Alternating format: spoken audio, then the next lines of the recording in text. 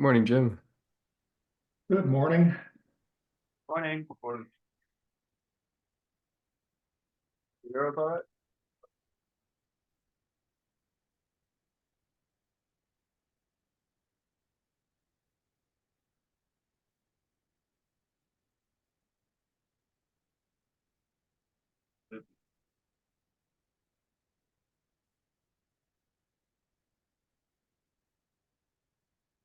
Hello? Yeah, can you hear me? Yep. Okay. Looks like you got a pretty good group today.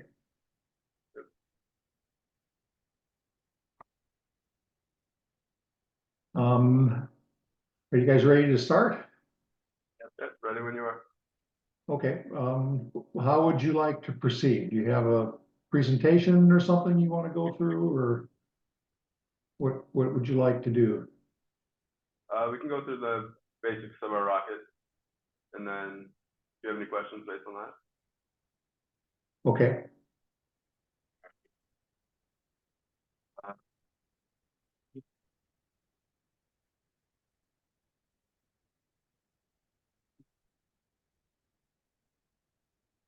The node's going to move down from the sustainer to the booster.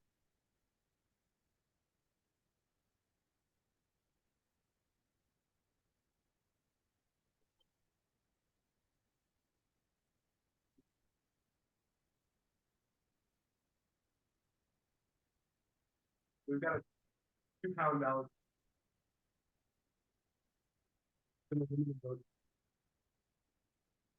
You guys might need to speak up a little bit more. It's kind of hard to hear. So for our node cone, we have a 2 pound ballast on the inside, and it's a von Karman node cone with an aluminum node cone. Okay, give me just a second. I'm trying to figure out how to get that window to be the window that I can see. There. Okay, I did it. Okay. So we have 2 pounds inside of our nose cone, inside the von Karman nose cone with an aluminum nose cone. The commercial nose cone. Main parachute inside of this nose cone. Yeah, it's a 80-inch main parachute doing head and deploy. There's going to be 21 feet of 3/8 shock cord in this bay. Are there any questions? It packs down pretty tight. Okay, and what kind of chute is that? It's a hemispherical chute. Okay, and what is your descent rate for that? Our descent rate is about 25 feet per second.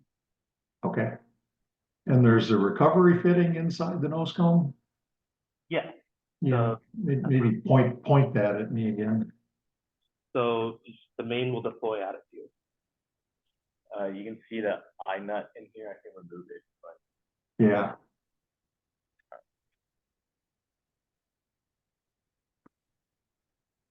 hold on to it.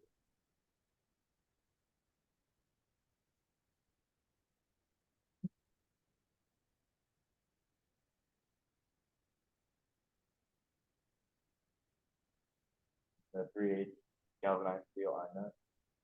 Okay, so that's gonna go in the nose cone? Yep.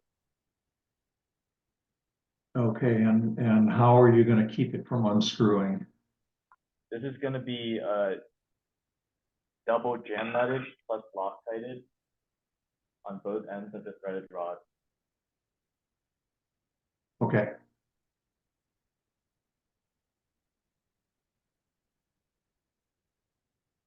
Do you have any more? Okay, we can go on, keep going down. All right. So this is the main separation point. There's going to be 3 440 shear pins here. Right here for the main parachute, and then right here is our avionics bay. Has a 1.5-inch key switch band if you want to take it apart. Yeah.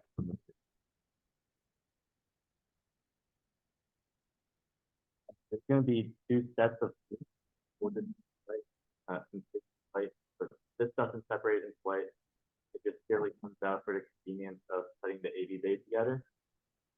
And then the AV bay is two aluminum bulkheads on each side, put together with two 5/6 bolts.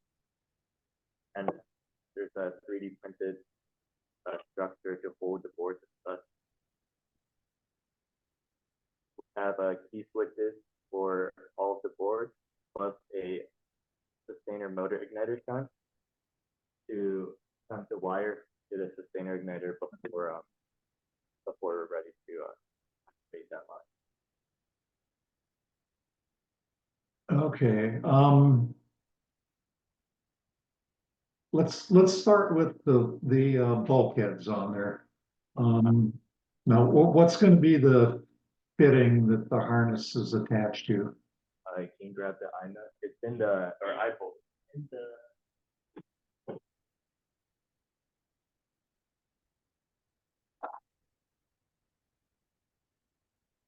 Yeah, so these eye bolts aren't in here right now, but they go here. And so on both sides, these bulkheads are symmetrical, or almost symmetrical. Like this is the middle. This is attached to the valve line. I'm not going to be able to turn this thread on right now, but it will basically be like this. Okay. All right, that looks good. What are the sizes of the threaded rods that are going through? These are 5/16 threaded rods. We've done the shear calculation. They can withstand over 7,000 pounds of force. Okay, yeah, I've had a couple reviews where people have had 1/4-inch rods there, and I've been recommending they go to 5/16. So I think that's sort of the right size. Yeah. Yeah, 1/4-inch did not give enough margin. These are 3/8 eye bolts. They have what, 5,400 pound breaking strength, right? Somewhere around there. Yeah. And on the other side, if you want to be the exact, you don't have the eye bolt. Okay. It's kind of a good idea if you have the external connections like that. You know, when you do your ground testing and do your flights, you can cover those up with some masking tape or something. So that That was the plan to do that during the flight. okay. Okay, so let's take a look at the bay. All right, the drogue bay. No, the altimeter bay, the components there. All right, we only have the commercial boards in right now. So we have an AIM Extra, perfect flight stratologger, and then they're connected to their LiPo batteries. They're allowed because the manufacturer and the documentation, they recommend LiPos over 9 volts. The stratologger will have its own 9-volt battery, and do you have the folder for that? Yeah.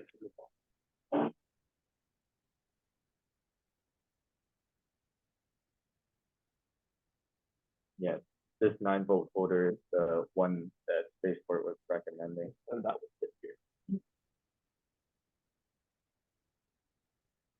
Okay, I can't really say I've seen that fitting before. So it's the one that was recommended in the appendices of the DT. Yeah, okay. I'm not sure I'd believe everything I read back there. There was some stuff. So how does the battery go in there? I can see the two terminals up on the top. Is the back just like a hook to? The battery, it slides underneath these holders. It flexes up. It's kind of hard to show you with my hands, but you can see it bending. Yeah. And then it's next to these terminals here. And it's locked in place on all 4 sides, so it can't move sideways from these small tabs. And then this is like applying clamping pressure down. Okay, and the only concern that I would have with that, and it's probably not a big concern. Which way are you gonna mount it? Which end up? Which It's end? mounted vertically. Vertically, so it'd be like this. Okay, yeah, with the fittings down is probably the safest way to do it. All right. Okay, So and then, Yeah, we've flown with this several times this year, and it's been pretty good.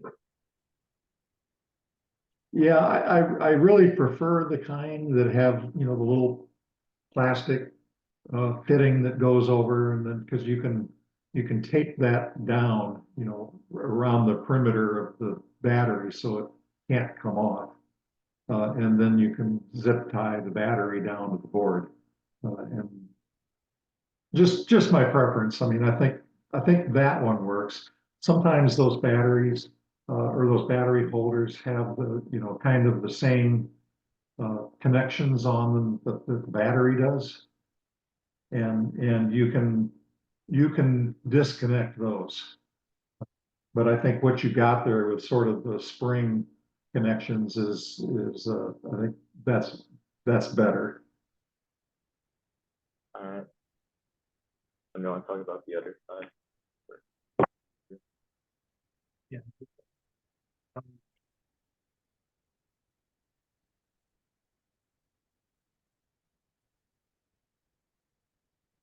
Hello. So currently we don't have our SR electronics on here, but we will be having a flight computer, which just data logs different sensor values, including GPS and acceleration and altitude. It controls no energetics whatsoever inside the rocket, and it's there for data logging purposes. And then attached to that will be a camera, which we will be using to have a outside look of the rocket. And we also have a radio to get live transmission sent to our ground station. So that's not here right now, but that will be mounted on here as well, similar to the mounting process of the other board. Okay, one question I had, you said, now, have you got for the wiring going to the igniter? You said you had a shunt on there? Yeah. It's the CP-DC switch. So in the off position, the wire igniter from the motor igniter is shunted to ground.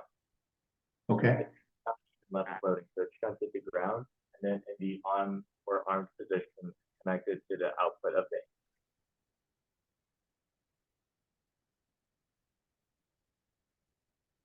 Do you have the wiring diagram? Not on hand, but it's in the drive. well, I think that's good. I'm not sure how important it is with that kind of a switch and a shunt. But I always think it's useful to go ahead and test the shunt. And I don't know if you've done that, but if you had a way that you could do it, so you could verify that if the altimeter happened to fire, that your shunt will work. Yeah, we've tested all of the switches here and flown them on our past launches, and we verified the continuity of the AIM Extra. It doesn't detect any like ejection charge or anything like that when it's disarmed. It like can't fire it. Okay. Here we have a wiring diagram. I don't know if it's what's on. It would be specifically in this area that you can see.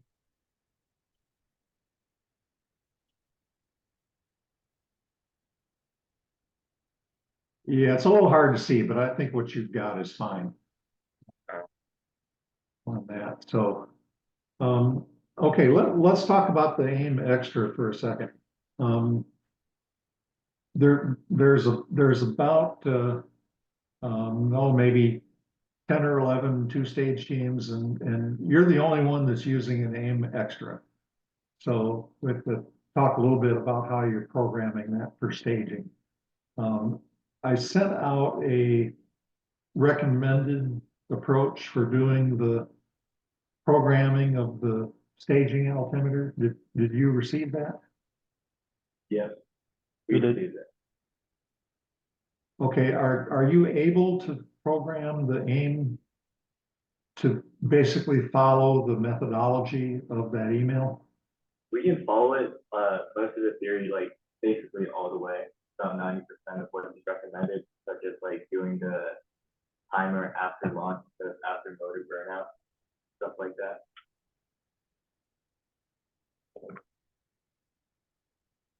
Oh, okay. The parts of the programming that are important is that, I mean, if you're going to, well, let me ask you this first. Are you planning to light the igniter based on time? Yeah, Okay, and is it going to be time from launch or time from burnout? time from launch. Okay, I can do either or, but I'm sorry, I can't hear you very well. Can you get a little bit closer or voice wise? we can do time from burnout. Okay. Um, with a commercial motor, I often recommend that you do time from launch. And the reason for that is that burnout can be a little ambiguous. It sort of depends upon how the altimeter manufacturer decided to define what burnout is. And there also can be motor burn, the motor burn can continue after burnout is detected.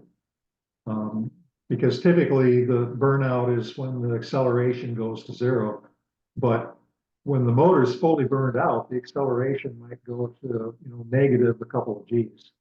So between that time from 0 Gs to -2 Gs or whatever it is, the motor is actually still burning. And so you don't necessarily define that timing as well as you think. If you do it from launch, the timing is defined. And so given a choice, I would do it from launch. Now, you can do it from burnout, but be sure to, before you fire a separation charge or whatever, that you allow, at least a half a second or so before you do a separation charge, just to make sure that the motor is completely burned out. That makes sense. We tested this partially by simulating past flights on the board and seeing when it would fire, and it lined up with what we wanted. So we feel fairly confident in how we've done it. Okay. Yeah, well, if you do it from burnout, I mean, the one thing that you should do is for your specific motor that you're using, kind of see what the tail of the thrust curve looks like. And how long would it be from the time where you detect, from where the altimeter says burnout has occurred to where burnout actually will occur? Because if you've got a tail on the motor, you can still have thrust occurring, for a half a second or even, as much as a second and a half after burnout is detected. You want to make sure that burnout is detected for the motor that you're using, or that it will actually have occurred. Because if you separate and the motor's still under thrust, things just go bad. All right, I'll keep that in mind. So the thing that's important about the programming of the altimeter, if you're using time, okay, so you're going to pick some amount of time after burnout where you want the separation charge to occur. Are you using a separation charge? Yeah, we have a backup separation charge. Okay. And then there will be a time when you want the motor to fire. And one of the concepts that's in that email is that there's a time window when you want the igniter to fire. And for example, you might say the time has to be greater than 6 seconds, but less than 6.2 seconds. Okay. And then at that time, that 6.2 seconds, that's where you look at the simulation and you have to say, okay, the altitude has to be at least 70% of the predicted altitude at that point. Okay, this is spelled out in the email, but what I need you to do is to come back to me and say, we read your email and we can see the concept of what you're trying to do with the programming, and we can do it with the AML altimeter. All right. And the one concept is that the time window that it can light is narrow. You don't want to have a two-stage where you say, okay, we can light anywhere between 3 seconds and 12 seconds, depending upon when the criteria are met. You want to control when the sustainer ignition will occur within a fairly short time frame. And you don't want it to be able to light the sustainer after that time has gone by. Okay, you gotta close that window. So come back to me with something that says, this is how we're going to program the aim so that it accomplishes these things. All right.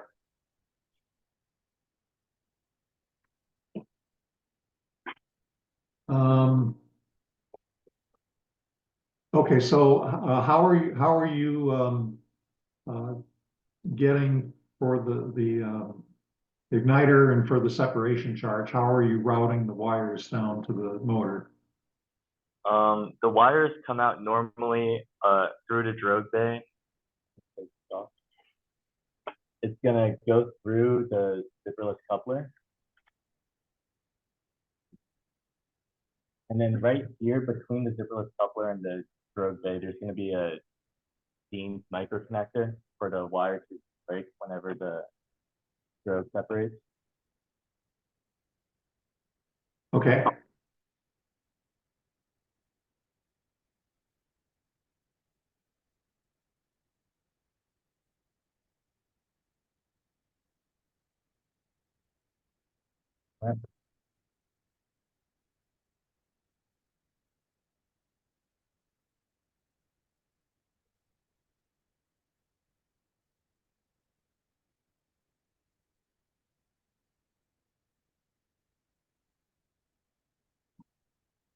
Use copper tape go through the minimum diameter motor. We have that about 7. Okay. Okay, I can't quite see that. Is that multiple passes through that? No, so it's kind of sandwiched between Teflon tape for electric resistance and insulation. So it's one layer of Teflon tape, then a layer of copper tape, then another layer of Teflon tape to protect it from the body tube and the motor tape. Okay. At the end here on the non.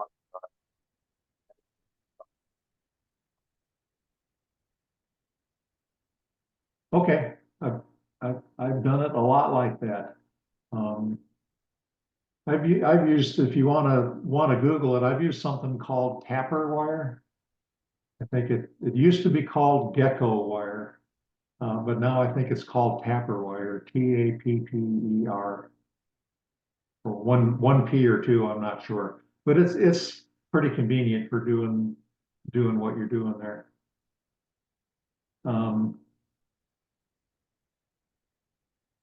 Okay, so next question is at the top of the zipperless coupler. You're going to have an eye bolt there, right? That'll be Okay, and how are you going to keep that eye bolt from unscrewing? take it like this.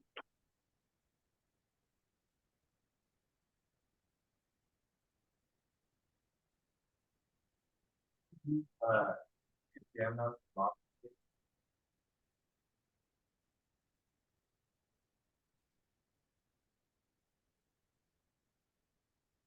Okay, that looks good. So is it what you just pulled apart there? That's the separation point for the drogue? Yeah, on our sustainer. But right, this is just a booster now. I just moved down here to show you the lost wire that we would have on the sustainer. Okay, yeah, as long as you're doing the safety wire on the eye bolts, you know, wherever they appear, then that's fine.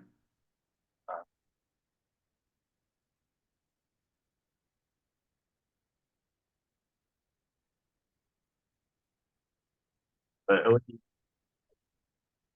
I'm sorry? we would have the exact same safety wire on the sustainer. It's just not a wood right. Okay.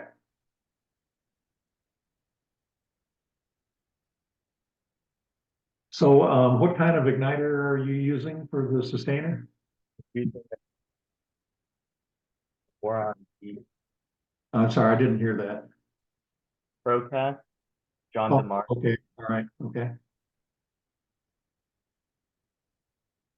And I probably told Rutgers this multiple times over the last few years. You know, if you're putting your igniter on a stick, the trick is to figure out how to hold the stick into the motor in a way that doesn't block the gases from the igniter from blowing the stick out.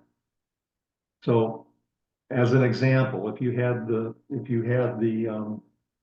stick in the motor and you just use the red cap to hold the stick in, I would say that that probably has a good chance of not working. Because what you want to do is you want to have the stick held in. Um, you might imagine taking a thin piece of electrical tape, for example, and you run it across one side of the nozzle, across the end of the stick, and then over to the other side of the nozzle. That'll hold the stick in, but it won't block the pyrogen gases from being ejected out of the nozzle. And then if you want, you can put a cover over the end of the nozzle, like the little red cap, for example, so that your separation charge doesn't get into the motor. Does that make sense? Yeah, I can.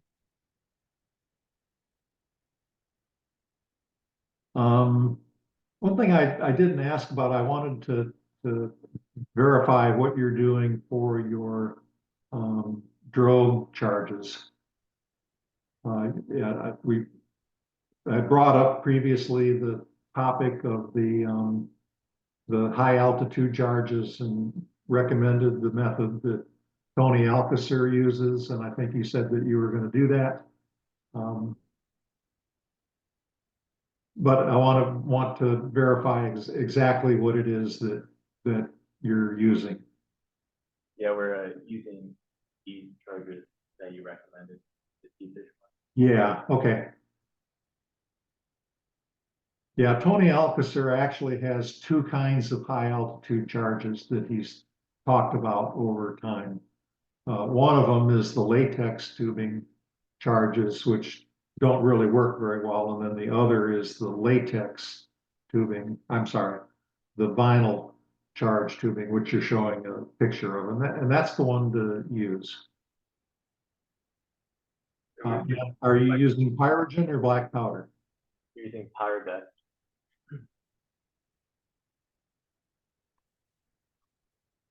Okay, have you done any testing of those at altitude? Not at 30,000 feet. We've done up to 10,000 feet. Okay. Yeah, I mean, Pyrodex requires more containment than black powder does, all of the things being equal. And, you know, the issue you're trying to solve with these charges is one of getting better containment. So when you use Pyrodex, you're actually working against what you're trying to accomplish, which is to have a fast burning, well-contained charge. So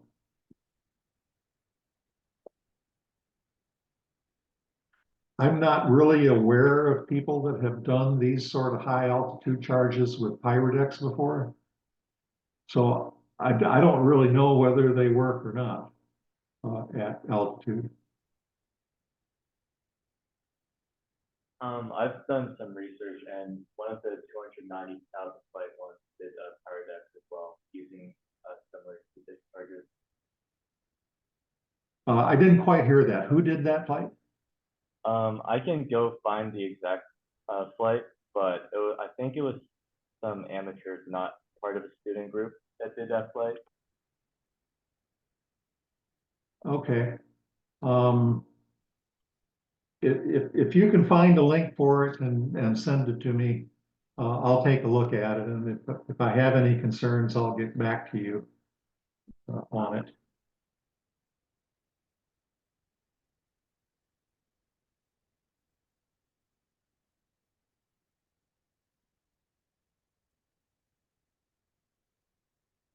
I mean, I would recommend that you use black powder just to not have the issue of containment. But you know, failing that, the next best thing would be to actually test them under vacuum. And then the third option is just to provide some proof that they work, like the article. But let's do one of those three things. Okay. Yeah, it's not too difficult to change over to black. Yeah, I mean, you know, Pyrodex, even on the ground, Pyrodex requires good containment just to operate. And, you know, you're sort of, you know, the issue that you're trying to solve is to get better containment so you get more of the charge to fire. So you're just kind of working against your objective if you're using Pyrodex. But send me the article and I'll take a look at it.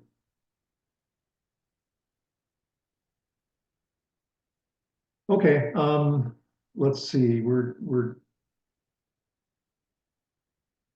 down to the drogue section there, and you said you were just gonna run the wires through the drogue bay? The wire will be taped up against the inside of the body tube, Okay, so it won't interfere with any of the jigging. okay, yeah, I'm not really worried at all about that. I mean, I don't even tape them to the walls. I just run the wires through the bay. And I've never had anything that looked like it tangled or whatever as a result of doing that. So I think that's fine. You do want some slack though, right? And you know, the wires coming out are a little bit longer so that they can't, I mean, you want the rocket to be able to separate before the wire separates.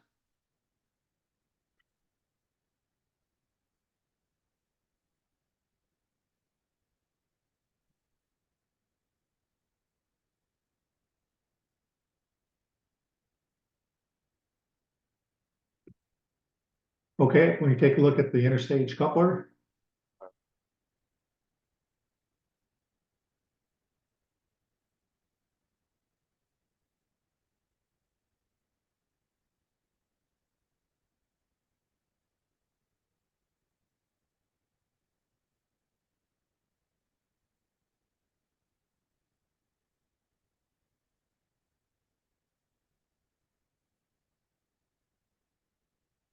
Okay, tell me how that works.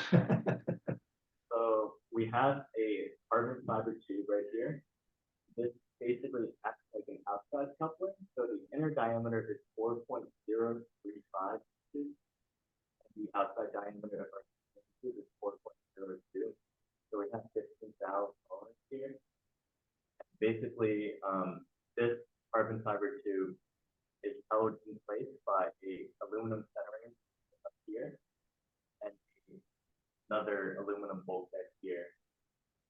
And this will also protect that bulkhead solid, but it does have a spot for the UV spot too. And this is held in place for the velocity. And then these two bulkheads are radially bolted to the booster airframe. Okay, and that assembly slides over the bottom of the sustainer? Yes. Yeah.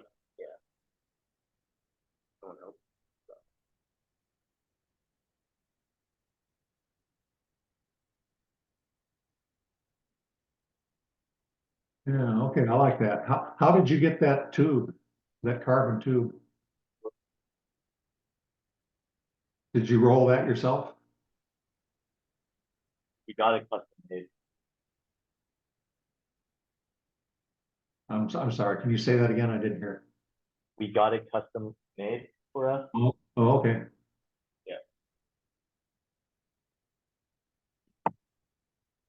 And then this 3D printed cowling is just purely for aerodynamics. It has no structural load.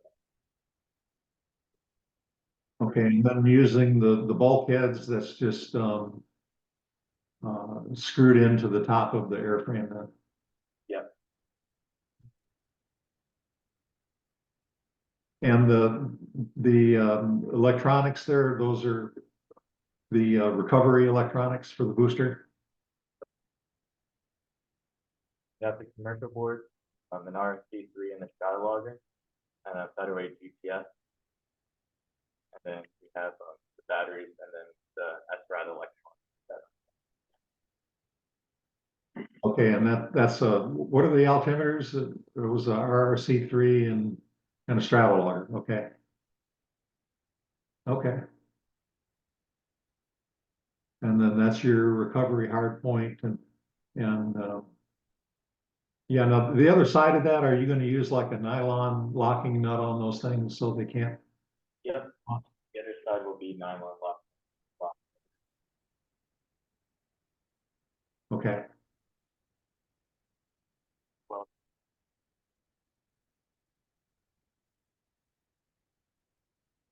And again, these are two 5/16 threaded rods that will be withstanding the force or transferring the force through the bolters that are attached to the airframe. They start on the other side of the box. I don't know if you can see the bolt. Yeah, what are the holes for? These are some vent holes in case the sustainer ignites while inside. Just make sure it doesn't like explode everything. Still vent air. Okay. So tell me a little bit about how you're using the separation charge, because I think you said that it would like be a fallback if it didn't separate. So tell me a little bit more about the strategy for that. Yeah, so the step charge is programmed to ignite about 1 second before the motor is supposed to ignite. The motor ignites about 2.5 seconds after booster burnout. So it'll have about 1 second to drag separate. And if it doesn't drag separate, or by that time, the separation charge will ignite. Okay, but you're doing the separation charge before you ignite the igniter? Yes, this is just another backup. Okay. Yeah. Yeah, your rocket, yeah, I suspect yours should drag separate, but you never really know for sure if there's, if the rocket's seeing side wind or is moving a little bit. I mean, it can kind of get stuck a little bit and it might not drag separate as easily as you think. So you want to have a separation charge just to control things. And have you sized that charge yet? Yep, we've done some ground testing. About 0.5 is pretty good for us. Okay. If Alexa wants, we've also done a bunch of calculations for finding the separation force. We've also done simulations and we drag separated flights and flights, practice flights. Okay, I didn't hear the last sentence that you said. You're very quiet. Apologize, but we've done 2 test flights where they have drag separated. Oh, okay, okay. Yeah, you've got a little bit larger motor. I mean, some teams have very small sustainer motors, like if they're doing a 10K flight. And they're assuming they're going to drag separate, but with the small motors, they might not. And a lot of people also look at the size reduction from the booster to the sustainer and assume that that will help with drag separation. And that isn't the case. There's a lot of, you can be surprised. Actually, ones I've seen that don't want to drag separate are ones that have a size reduction. That surprises people, but the size reduction, it just means the booster's going to be heavier and there's less of a tendency for drag separation. You can, if you do your simulations, you can look at the tendency for drag separation. Do the simulations so that the stages stay together after burnout for a second, and then look at how the acceleration changes. And it looks like in your case that you've done that, and you see that the acceleration becomes a little less negative. So, yep, that looks like a case where it's going to drag separate.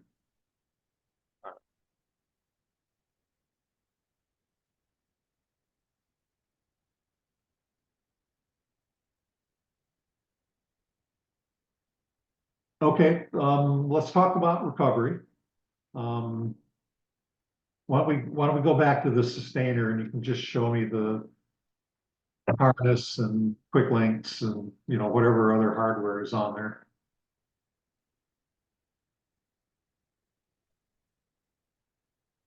So this is a sustainer drogue bay. This is a 30-inch diameter parachute. And What kind of this is chute is it? sorry, What kind of chute is it? it's a hemispheric chute. Okay.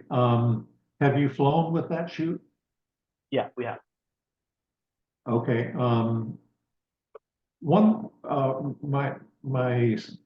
My gut feeling looking at that is that I would say that drogue is maybe a little bit larger than what you need. And so what I would say is go back, and if you've got some video of the flight, go back and try to see if how the sections were flying when it was falling under drogue. And if they were kind of pointing straight down, you might reduce the drogue size a little bit. I mean, if I were going to pick a number for a 4-inch sustainer, I might pick something between 18 and 24 inches. So 30 strikes me as a little bit on the high side, and the danger is that you'll fall such that the sections are pointing straight down, and then that makes the deployment of the main more difficult. We had sustainer test flights that were lighter than this sustainer, and we used 24 for that. And we thought that the descent rates were pretty reasonable. So with the added weight from the motor and the payload, we felt that sizing up to 30. Okay, well, that's my comment. I mean, I wouldn't make you change it or anything, but my comment is that, it may be a little larger than what you need. You do have to arrange for the motor weight, and that's a consideration. So, you're one of the few teams that knows that. Usually, you have to tell teams that they have to arrange for that situation in their recovery. So, if that's what you need for that situation, then that's fine. I'll just say that generally speaking, under drogue, you're better off to be a little faster than a little slower. So I always round down on the drogue size. And then you have to see whatever. And so how long is the drogue harness? The drogue harness is 23 I'm sorry, say again? feet. 23 feet? Yes. Okay.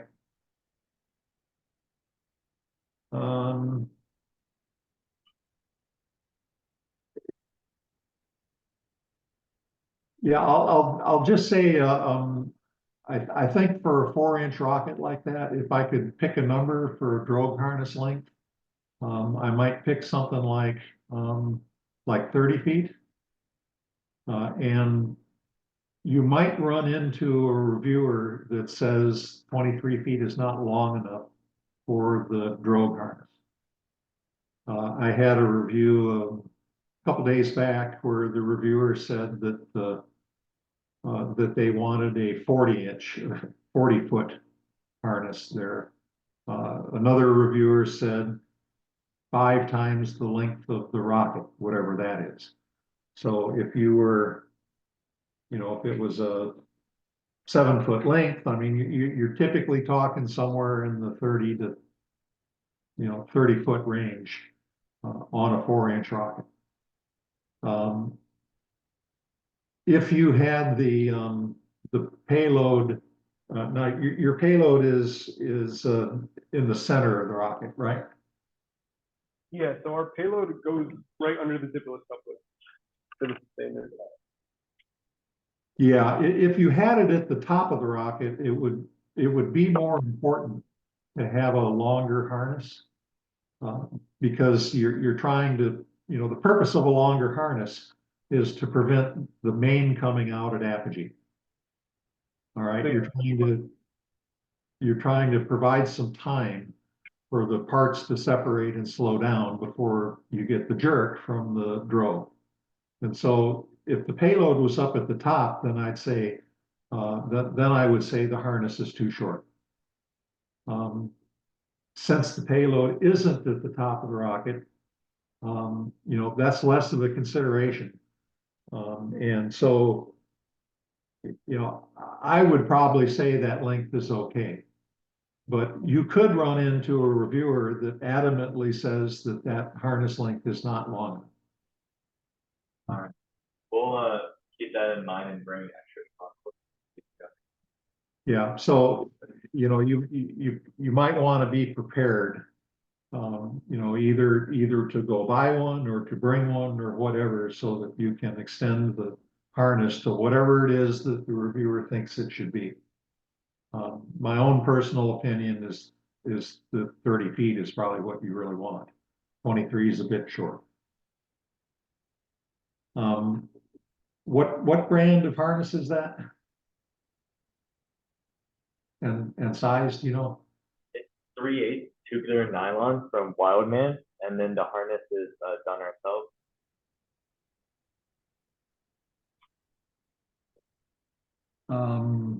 Okay. You know what the strength rating of it is? 36? Yeah, 3,600 pounds. Okay. And do you have any knots in there? I think I see some. Yeah, we have not.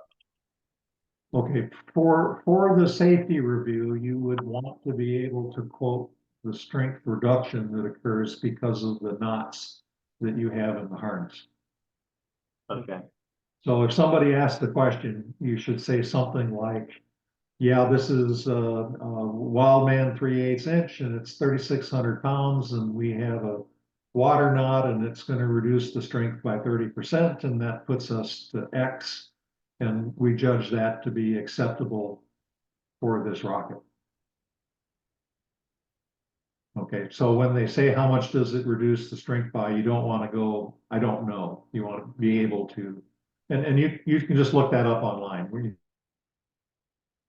The strength reduction of various knots. And so you have the drogue connection is off center on the harness, so the parts don't hit each other. Yep. The drogue is, it's about 3 feet away from the zipperless coupler and 20 feet away from the hard point on the AV bay. Okay, that adds up to 50 feet. I thought you told me it was, oh, No, that's 3. 3 feet from the zipperless coupler and 20 from the AV bay. 3, not 30. okay. Okay. And so let me see the connection to the hard points again. You're using the soft shackles? Yeah, we're using a variation of like the stronger soft shackles that you see online for homemade soft shackles. Okay, all right.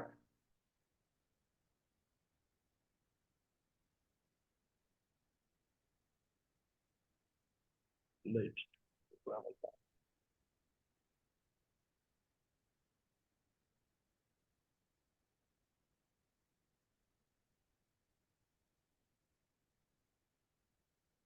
Yeah, I'm not real familiar with those myself. I'm probably gonna have to try them at some point in time.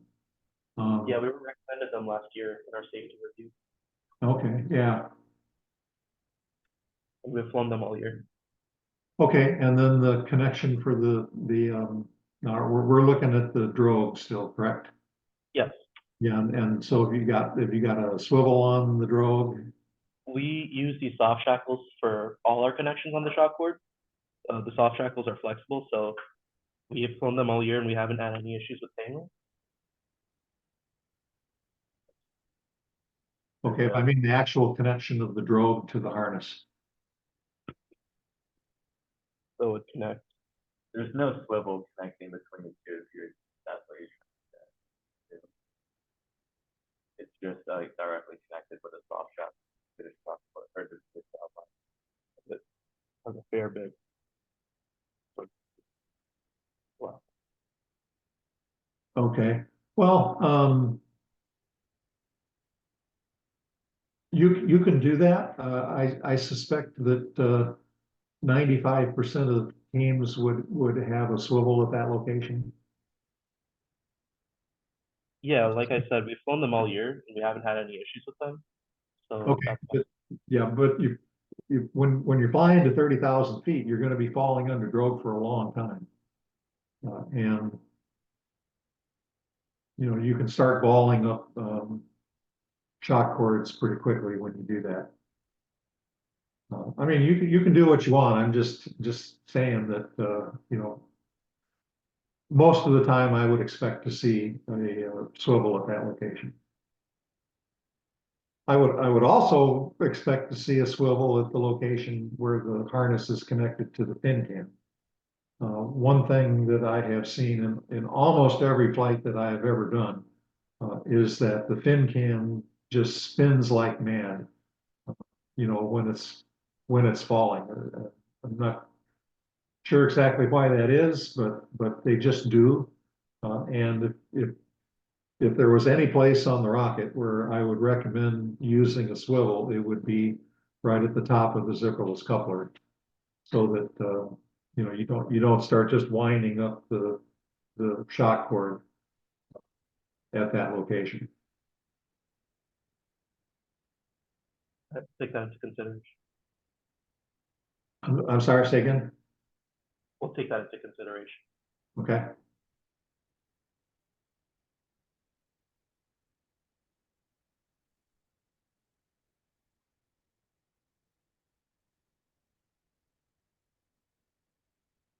Okay. And the connection to the main chute is the same. Yeah, all the connections on our shock cord. Okay. All right. So what did you end up doing for the out the top booster recovery?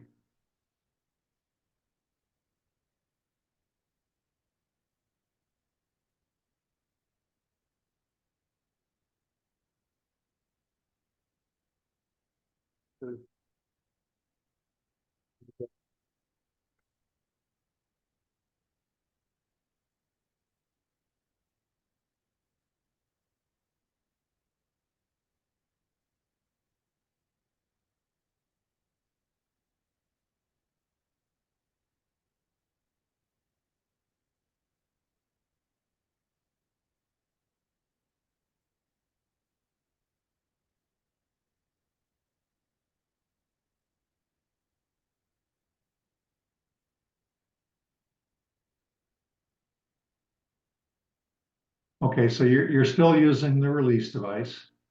Yep, with the 7 just under 2.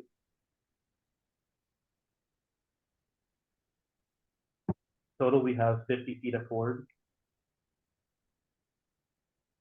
Okay, have you tested this yet? We've tested it 3 times, and because of not having nominal flights, we haven't actually been able to fully see the capability of the dual bay dual deploy because it's at an altitude where the main deploys. But the main has deployed whenever the body tubes are separated.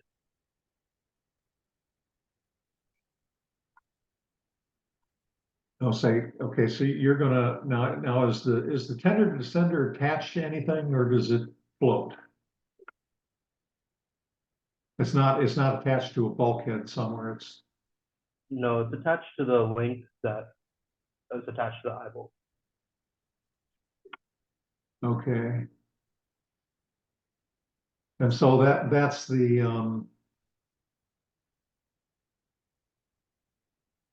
okay, I'm trying to get my left and right straight here. That's your electronics bay for the booster, right? Yeah. Yeah. Okay, so you've got now I'm oriented. Okay, so you've got the tender descender and then you've got the main and inside the deployment bag. Yeah. And the deployment bag is gonna stay in the rocket. Yeah.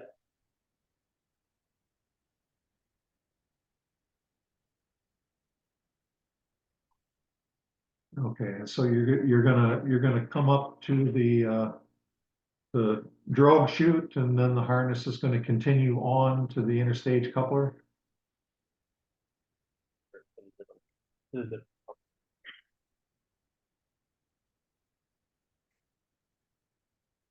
I mean, that isn't how it's is.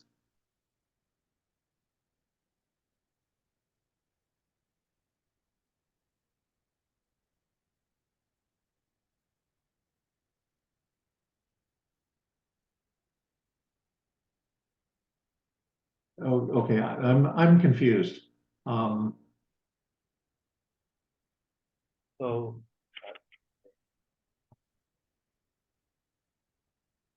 body tube, and separation point is down there.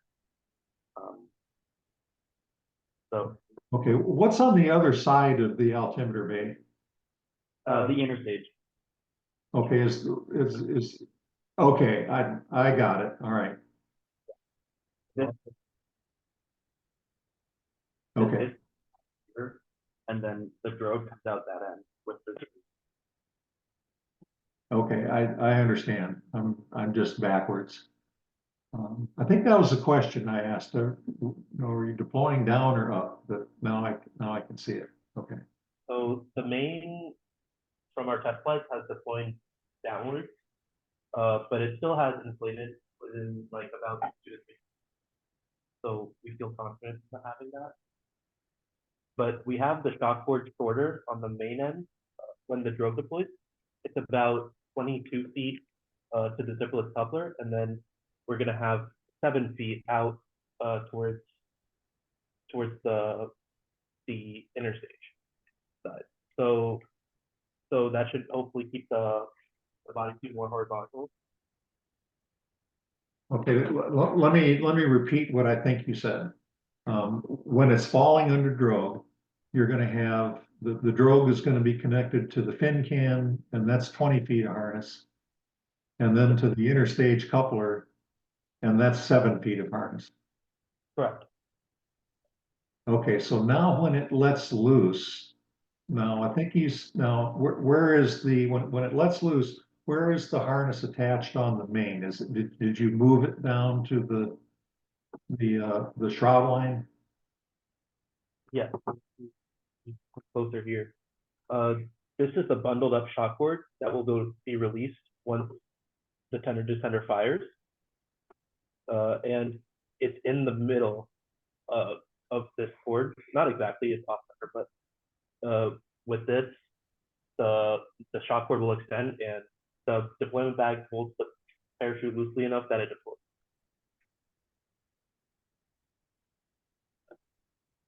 Okay, and it's connected to the shroud lines, right? Correct. Okay, because I think originally it was going to be on the top of the chute, and you moved it to be where to connect to the shroud lines. I think last year was on the bottom of the chute. Yeah. Okay, so you're going to be falling under drogue. Yeah, so you're going to pull out the chute upside down, but You've had the main open, so.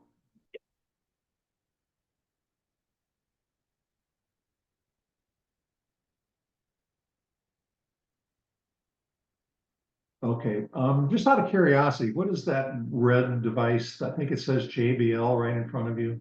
Oh, that's how we're hearing you, the speaker. It's the mic. Oh, okay. I was wondering what sort of a coupler that was.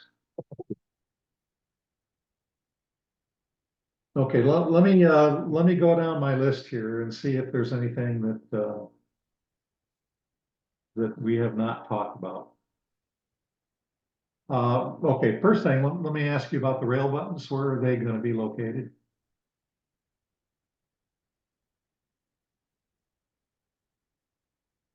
They're gonna be on the booster. One's gonna be about 16 inches from the edge, and the other one's gonna be 2 feet from this one over here. So that's about 15 feet of effective rail length on the Ursa rail, which is 17 feet long. Okay, why wouldn't you mount one right at the bottom of the rocket? It just makes difficulty integrating with our assembly, our motor centering procedure, but we can integrate it into the bottom of the rocket as well. But our off the rail velocity is very high.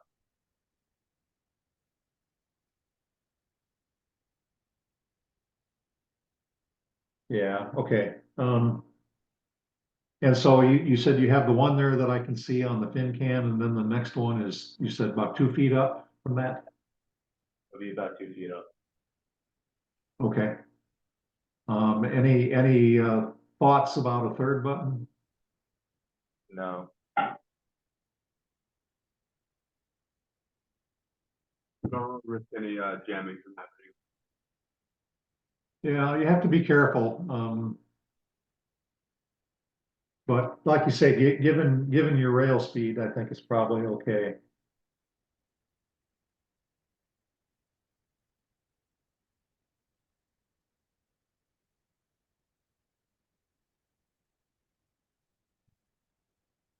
So, I think in one of the reports, I saw that you were using 2 E-matches per charge. For the ejection charge, Yes. yeah, we'll just have 2 E-matches wired in parallel inside each ejection charge. We've always done this for like 4 years now. Okay. Just for redundancy on it. We always continuity test them. Yeah, I'm not sure that any other teams are doing that, and myself, I wouldn't do it. And the reason is that the E-matches are probably reliable to 99.9%. And so you're sort of you're adding redundancy to the most reliable part of it. But no problem doing it.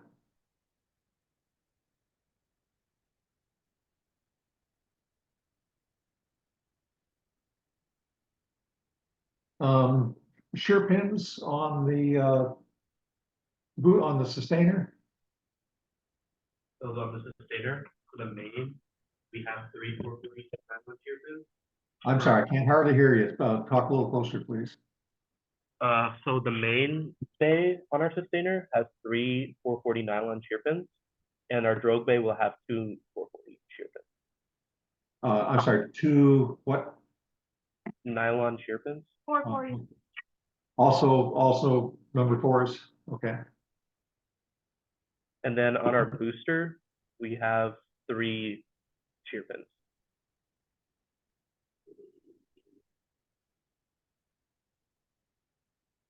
Okay.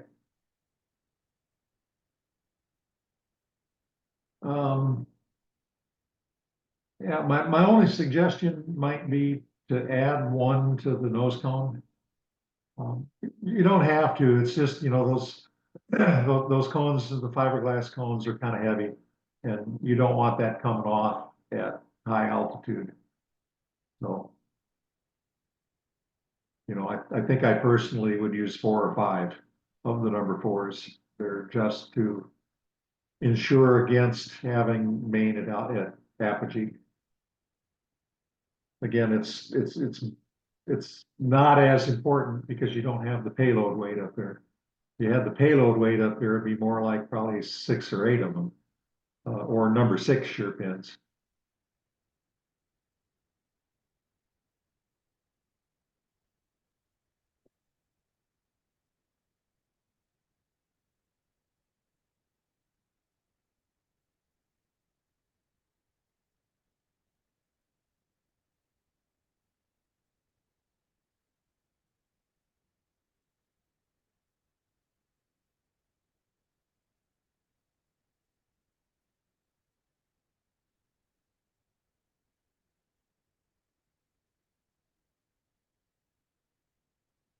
Have you calculated the stabilities for the stack and the sustainer?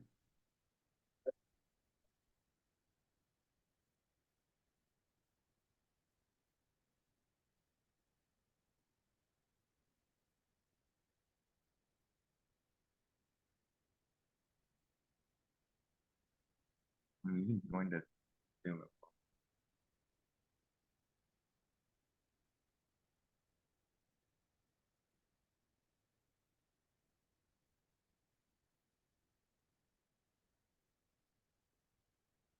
We're about 2.7 cal off the rail, and then before separation, the booster will have about 3.4.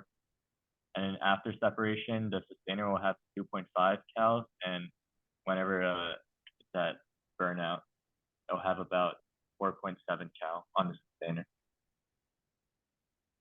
And we've also done damping ratio calculations. We're about 0.05 on our damping ratio. Okay. All right, those will work. One thing I'm not sure, we may have talked about it, but on the sustainer, how are you transferring thrust? It's directly transferred to the body through since the inner diameter of the frustrating. Okay, that's good. Okay. I like that. I might have to steal that design. If you want, I don't know if we've talked about the booster too. Yeah, that looks fine down there.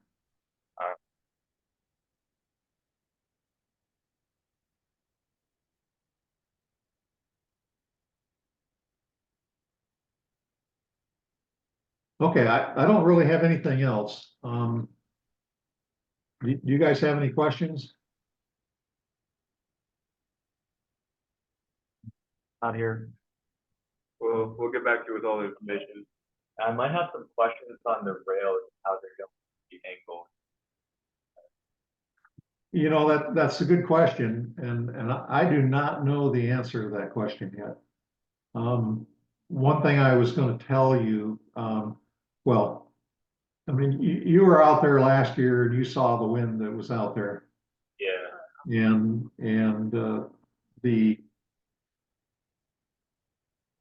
I think some other people saw the wind too, like the Tripoli management, and Spaceport management, and they were not real happy with the number of rockets that were being launched when the wind was high. And so they actually made ESRA go through a bunch of calculations to look at ballistic recoveries and launch angles with prevailing winds and, you know, come up with a bunch of scenarios and so forth. And I don't know how much of that is going to affect the 2-stage pads. I know for the single stage pads, I'm pretty sure they're going to be adjusting the rails based on wind direction and velocity and so forth. I'm not sure what we're doing on 2-stage. In the past, I've tried to convince them to launch as vertical as possible because, you know, you're using tilt lockout. You don't want to, you know, start out with a tilt when you're trying to use tilt as a safety measure. So I don't know if I'm going to win that argument this year. They may decide that they need to angle those pads more than we have in the past. I hope not too much, but I don't know what to expect. One thing that will really help is if the two-stage teams are ready to fly as early in the morning as possible. You know, every year I ask the two-stage teams, well, when are you planning to fly? And every team, without exception, tells me, oh, we're going to fly at 7 in the morning on the first day. And to this day, no team has ever done it. And it needs to be sort of a focus of your planning process, is to figure out how to make that happen this year.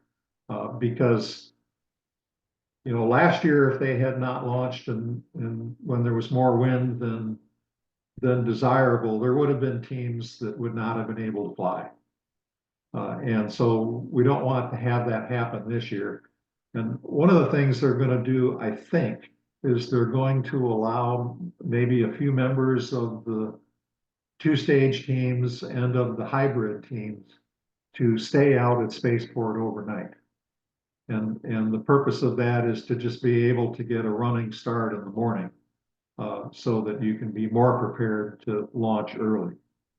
And so the things that I would recommend that you do are to come up with a really good checklist that says, you know, well, number one, the first thing is just don't be still building the rocket when you're out at Spaceport. You know, have it done so you're ready to go, and then have a very good checklist so that when you're getting ready to fly it, you're just executing the checklist and not sort of struggling trying to figure out what to do next.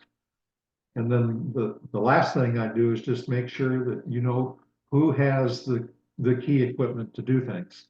I hear a lot of times, you know, I'll say, well, are you ready to go? And the teams will say, well, we can't because Jack has the computer for the featherweight tracking. And you know, Tom has this tool and he's in Las Cruces, so you know, we can't go. So, you know, you want to divide up the responsibilities, but you got to make sure everything gets there. And that you don't have something that doesn't show up that prevents you from moving forward uh, with your launch. So that will be really important this year, is to do the planning so that you can fly as early in the morning as possible. So once the wind starts coming up, we're going to stop launching two-stage rockets because we just can't afford to have them. You can't afford to have them weathercocking badly and, you know, landing places where they're not supposed to. So fair warning on that. That's something that, you know, you can, if you think it through, you can come up with some good ways to make that process go very smoothly.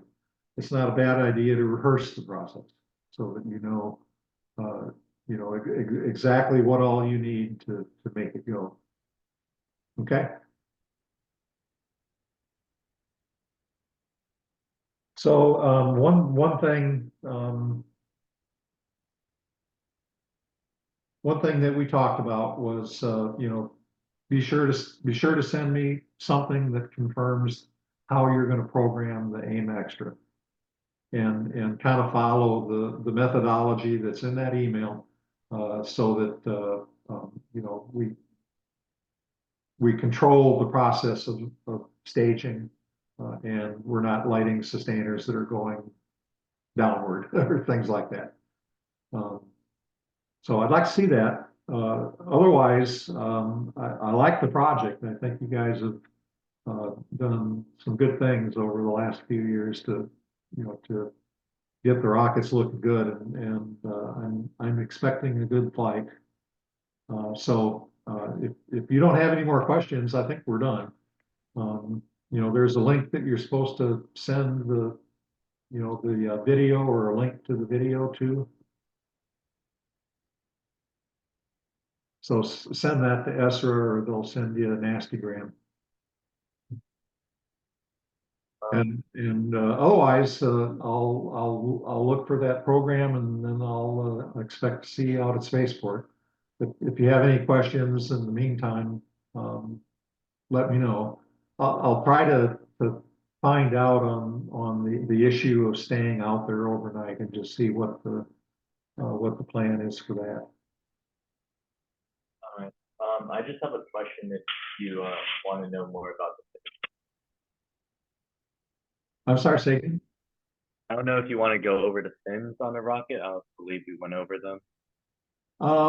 That, I looked at them, they look pretty good to me. You know, what I'd say is, you know, if you just set them on the ground and jump on them, that'll prove it, so. uh, Yeah, yeah, I thought they kind of looked pretty strong, so that's why I didn't ask about them. I didn't forget about them, I just thought they looked pretty good.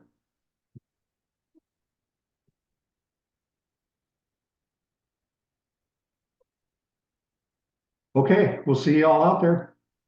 Thank you. Thank you. You bet, bye.